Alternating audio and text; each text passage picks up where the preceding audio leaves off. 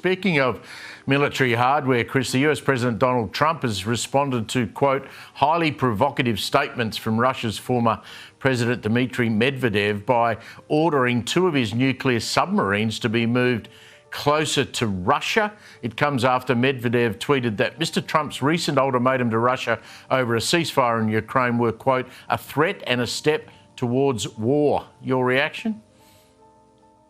Yeah, look, and it shows how dangerous the world that we live in is, Steve, and also that there is a nexus between powers, because one of the things that we do know is that Russia is getting war assets from North Korea, and it's also getting them from Iran, and China is helping enormously in that. So those 4 nations are collaborating together.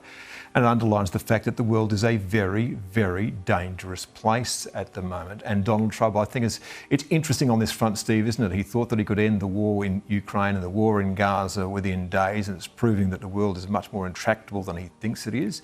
And one of the things I liked about the US president was the fact that he was saying he didn't want to get involved in any more conflicts. And I hope that he doesn't get dragged into too many more conflicts, because, you know, what we need is the United States completely focused on what is the actual main game, and in our region, that's China.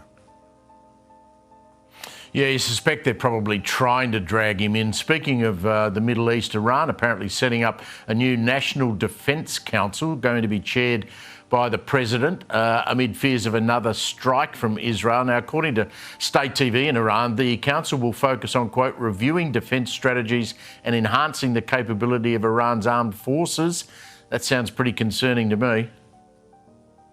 It is. What this means is they're looking at a long-term strategic conflict with Israel, obviously. And now that their plan A has failed. All of their proxies have essentially been gutted by Israel. Their nuclear facilities have been hit, but you should never expect that Iran will give up its main goal, which is to erase the state of Israel from the map. And the thing that I find tragic at the moment about that region, but it's been this way for so long, is that it is now committed to eternal warfare. You cannot see any of this ending in our lifetimes, and it could well and truly become more willing and get worse. And Israel will be struggling to defend itself, surrounded by enemies forever.